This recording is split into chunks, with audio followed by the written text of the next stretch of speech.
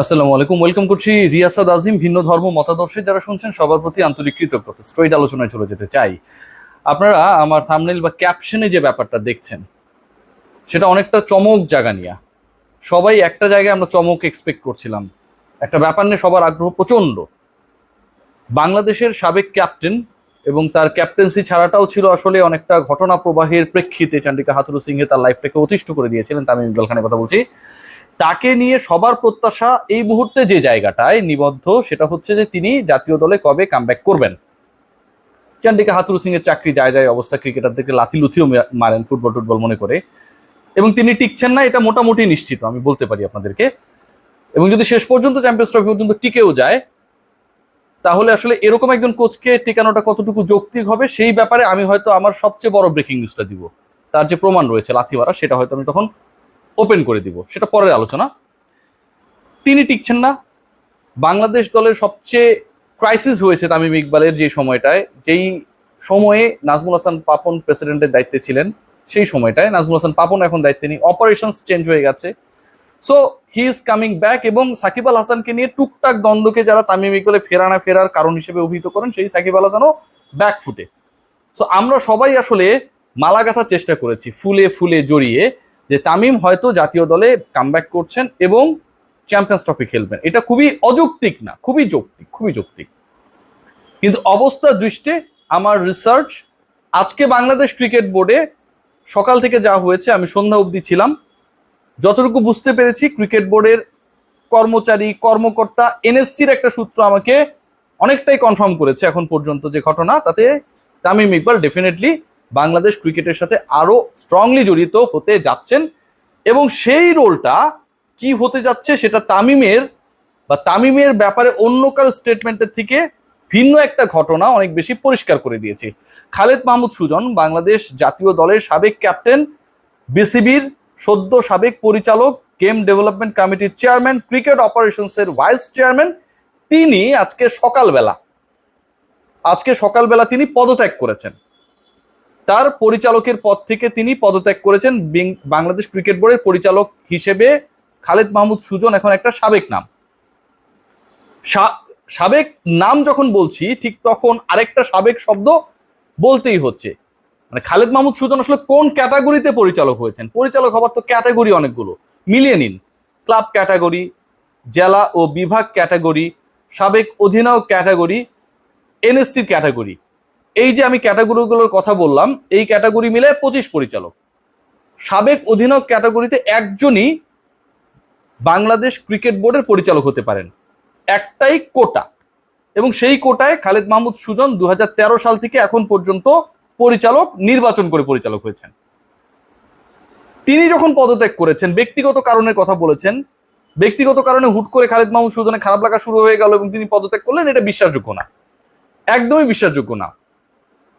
একটা ব্যাপার রয়েছে ভেতরে, যেই ব্যাপারটা এখনো ক্লিয়ার না, হয়তো আমরা পরবর্তীতে জানতে পারবো, সেটা যেটাই হোক না কেন। কদিন আগেও তিনি পূর্বাচলের মাঠে বিসিবি প্রেসিডেন্ট ফারুক আহমেদের সাথে, আমাদের গাটসি প্রেসিডেন্ট ফারুক আহমেদের সাথে হাস্যোজ্জ্বল ছবিতে আমরা তাকে দেখেছি একসাথে। নাজমুল আবেদিন ফাহিমের সাথে তিনি খুব অ্যাক্টিভ ছিলেন। হুট করে তিনি কেন ব্যক্তিগত কারণে পদত্যাগ করবেন? এটা তো কোনো কারণ নাই। তিনি অসুস্থ হতে পারেন, তার পরিবারের লোকজনের কোনো সমস্যা থাকতে পারে, সেরকম কোনো ঘটনা না আমি যতটুকু জানি। তার মানে একটা কারণ রয়েছে। কারণ যেটাই হোক, সেটার থেকে বড় ইস্যু যেটা, একজন সাবেক ক্যাপ্টেন ক্যাটাগরিতে যিনি বোর্ড পরিচালক হয়েছেন, তার জায়গায় এটা স্পষ্ট বাংলাদেশ ক্রিকেট বোর্ড একজন সাবেক ক্যাপ্টেনকে দিয়ে রিপ্লেস করতে চাইছে, এবং সাবেক একজন ক্যাপ্টেনকে দিয়ে খালেদ মাহমুদ সুজনের পরিচালকের জায়গাটা যে রিপ্লেস করতে চাইছে, এটা আরো বেশি পরিষ্কার হয় কারণ অন্য কোনো ক্যাটাগরি থেকে আমরা রিসেন্ট পাস্টে গত কয়েকদিনে কিন্তু কাউকে পদত্যাগ করতে দেখি নাই। সেই সাবেক ক্যাপ্টেনকে হতে পারে আপনাদের আলোচনায় আমিনুল ইসলাম বুলবুল, তিনি আগ্রহী না বোর্ড পরিচালক হতে, অন্য ভূমিকা আসতে আগ্রহী। তার মানে তার অপশন বাদ। মোহাম্মদ আশরাফুল, তার অপশন বাদ, কারণ ফিক্সিং ইস্যু নিয়ে অনেক ধরনের সমালোচনা হচ্ছে, যদিও আশরাফুল এটা নিয়ে ভুল স্বীকার করেছেন। এই ব্যাপারটা নিয়ে এখনো যে এত চর্চা হচ্ছে সেটা আসলে তিনি এক্সপেক্ট করেন না, এটা আমিও এক্সপেক্ট করি না। থার্ড যে অপশন খালেদ মাসুদ পাইলট, তিনি নিজে মামলা খেয়েছেন, জমি দখলের মামলা কিছুদিন আগে খেয়েছেন, সত্য মিথ্যা পরের হিসাব। সো এদের তিনজনই বাদ। যেহেতু কোনো একটা জায়গার ইশারায় খালেদ মাহমুদ সুজন সাবেক ক্যাপ্টেন ক্যাটাগরিতে নির্বাচিত পরিচালক পদত্যাগ করেছেন, তার মানে বাংলাদেশ ক্রিকেট বোর্ড সাবেক ক্যাপ্টেন ক্যাটাগরিতেই কাউকে পরিচালক করতে চায়। এবং সেই নামটা, যেই তিনজনের নাম বললাম, আশরাফুল, বুলবুল, পাইলট, কেউ না, তার মানে কে? তাহলে কে আছে, কে বলেন? তামিম ইকবাল খান। আমি মোটামুটি আমার যে সূত্রগুলো আমি মেলানোর চেষ্টা করেছি, Tamim Iqbal Khan is going to be Bangladesh cricket board director shortly. খুব দ্রুত সময়ের মধ্যে তামিম ইকবাল খান বাংলাদেশ ক্রিকেট বোর্ডের ডিরেক্টর হতে যাচ্ছেন, এবং খালেদ মাহমুদ সুজন পদত্যাগ করার কারণে বাংলাদেশ ক্রিকেট বোর্ডের তামিমকে পরিচালক হিসেবে পরিচালনা পর্ষদে ঢুকানোটা খুব সহজ হয়ে গেছে। ধরুন ক্লাব ক্যাটাগরি কেউ যদি পদত্যাগ করতো, সেটা বাংলাদেশ ক্রিকেট বোর্ডের জন্য ওই জায়গা থেকে তামিমকে পরিচালক বানানো খুব একটা সহজ হতো না। কারণ যে ক্লাব ক্যাটাগরি থেকে পরিচালক পদ থেকে পদত্যাগ করবেন, ধরে নিলাম যেই হোক সে তো ওই ক্লাবের কাউন্সিলর থাকছেন, ভোটার থাকছেন। সো তামিমকে যদি তার জায়গায় ঢুকাইতে হয়, মিস্টার এক্স এর জায়গায়, যিনি ক্লাব ক্যাটাগরি থেকে পদত্যাগ করে বিশ্রামে চলে গেছেন, তাহলে তামিমকে তো কাউন্সিলর বানাতে হবে আগে ক্লাবের, ওই জায়গাটা তো ভ্যাকেন্ট না। কিন্তু যখন কেউ সাবেক অধিনায়ক ক্যাটাগরি থেকে পদত্যাগ করবেন, সেটা বিসিবির জন্য ইজি। কেন? কারণ সাবেক অধিনায়ক ক্যাটাগরিতে যারা কাউন্সিলর, সেই কাউন্সিলররা nominated by Bangladesh cricket board. Bangladesh cricket board সাবেক অধিনায়ক ক্যাটাগরিতে 6-7 জন 8 জন 10 জন যে কাউন্সিলর থাকেন, হীরাভাইরা ছিলেন এক সময়, বুলবুল ভাই আগে ছিলেন, এখন তাকে রাখা হয়নি লাস্ট টার্মে, এটা পুরোটাই কন্ট্রোল করে, মেইনটেইন করে, নমিনেশন দেয় বাংলাদেশ ক্রিকেট বোর্ড। সো ওই জায়গায় বাংলাদেশ ক্রিকেট বোর্ড যে কারো জায়গায় তামিম ইকবাল খানকে রিপ্লেস করতেই পারে, এবং এরপর একটা ওপেন ইলেকশন দিয়ে দিবে, যেখানটায় সাবেক অধিনায়ক, এক্স ক্রিকেটার এবং বিভিন্ন শিক্ষা বোর্ডগুলোর ভোট রয়েছে, বিকেএসপি টিকেএসপির ভোট রয়েছে, সেই জায়গা থেকে 16টা সম্ভবত ভোট আসবেন তামিম ইকবাল খান। কথা যেটা হচ্ছে সেটা হচ্ছে তামিম ইকবাল আসলে কোন রোলে আসবেন? বাংলাদেশ ক্রিকেট বোর্ডের পরিচালক হওয়ার জন্য তো নিশ্চয়ই তামিম ইকবাল খান আসবেন না। ফারুক আহমেদের কমিটি তার বিগেস্ট চমক যেটা দিতে যাচ্ছে, সেটা যদি হয় তামিম ইকবাল খান, তাকে বোর্ডে নিয়ে আসা, বোর্ডে একজন ইফেক্টিভ ক্যান্ডিডেটের দ্বারা বেস্ট রোলটাকে এনশিওর করা, তাহলে তো তাকে একটা ইফেক্টিভ ডিপার্টমেন্ট দিতে হবে। Let's discuss about 2 particular department. একটা হচ্ছে ডেভেলপমেন্ট, আরেকটা হচ্ছে ক্রিকেট অপারেশনস। ডেভেলপমেন্ট কমিটির এখন যে অবস্থা, তাতে খালেদ মাহমুদ সুজন চলে যাওয়ার পর চেয়ারম্যান আর নেই, ভাইস চেয়ারম্যান রয়েছেন একজন, কিন্তু ডেভেলপমেন্ট কমিটির চেয়ারম্যান নেই।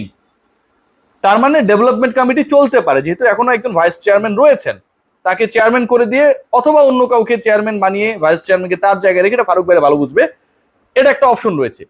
কিন্তু cricket operations totally blank. Jalal Yunus তিনি পদত্যাগ করেছিলেন, ওই যে পদত্যাগের যে হিসাব নিকাশটা শুরু হয়েছিল, সর্বপ্রথম পদত্যাগকারী পরিচালক ছিলেন Jalal Yunus, cricket operations chairman যিনি ছিলেন, তিনি পদত্যাগ করেছেন। তারপরেও ক্রিকেট অপারেশনস নিয়ে কিছুটা হলেও আশার আলো ছিল, ফারুক আহমেদ নিজে দেখছিলেন, সিইও ছিল, এবং ভাইস চেয়ারম্যান তো ছিলেনই, খালেদ মাহমুদ সুজন কিন্তু ভাইস চেয়ারম্যান ছিলেন। এখন এমন একটা অবস্থা হয়েছে, ক্রিকেট অপারেশনসের চেয়ারম্যান জালাল ইউনুস নেই, ভাইস চেয়ারম্যান খালেদ মাহমুদ সুজন নেই, কিন্তু ক্রিকেট অপারেশনসের কর্মকাণ্ড অনগোয়িং। বাংলাদেশের ট্যুর হচ্ছে, ন্যাশনাল টিম সিলেকশন হচ্ছে, ক্রিকেটারদের পাওনাদি বেতনাদি এসব নিয়ে প্রসেস রয়েছে, উইমেন ওয়ার্ল্ড কাপ হচ্ছে সামনে, সেটাও কোনো না কোনো ভাবে অপারেশনসের সাথে, যদিও উইমেন উইং আলাদা, লিঙ্কড আপ। সো কোচ নিয়োগ দেয়া হবে, কোচের চাকরি চলে যাবে সামনে, এই পুরো প্রক্রিয়াটা হচ্ছে কিন্তু ক্রিকেট অপারেশনস কেন্দ্রিক। You need someone dynamic who can play his role successfully, who knows the Bangladesh cricket very well. ওই জায়গাটায় আমার কাছে যতটুকু মনে হয় Tamim Iqbal is going to take over the responsibility of cric ops, যেখানটার চেয়ারম্যান এবং ভাইস চেয়ারম্যানের দায়িত্বে ছিলেন জালাল ইউনুস এবং খালেদ মাহমুদ সুজন। যে ভ্যাকুয়ামটা তৈরি হয়েছে, সেই জায়গাটায় তামিম ইকবালকে ঢোকানোর একটা পরিকল্পনা থেকেই খালেদ মাহমুদ সুজনের পদত্যাগ। এবং যেহেতু খালেদ মাহমুদ সুজন পদত্যাগ করেছেন, সাবেক অধিনায়ক ক্যাটাগরিতে একজন ডিরেক্টর বিসিবি চাইলে এখন নিতেই পারবে, এত সহজেই নিতে পারবে যে ওই পার্টিকুলার ক্যান্ডিডেট যদি কাউন্সিলর নাও হয়, তাও তাকে কাউন্সিলর বানাটাও বিসিবির জন্য খুব কঠিন কাজ না, কারণ সাবেক অধিনায়ক ক্যাটাগরিতে যে কজন কাউন্সিলর রয়েছে, ভোটার রয়েছে, সেই নমিনেশনটা বাংলাদেশ ক্রিকেট বোর্ডই দেয়, অন্য কেউ দেয় না। So it's very easy for Tamim Iqbal to entry into the board. Let's see what happen, but the information I have till now, Tamim Iqbal is going to be the part of Bangladesh cricket board as a director. তার ক্রিকেটে ফেরার সম্ভাবনাটা আপাতত খুব কম, খুবই কম। সবাই ভালো থাকবেন, টেক গ্রেট কেয়ার। ফারুক আহমেদের এই বোর্ডের সবচেয়ে বড় চমক হতে যাচ্ছেন তামিম ইকবাল ভিন্ন রোলে।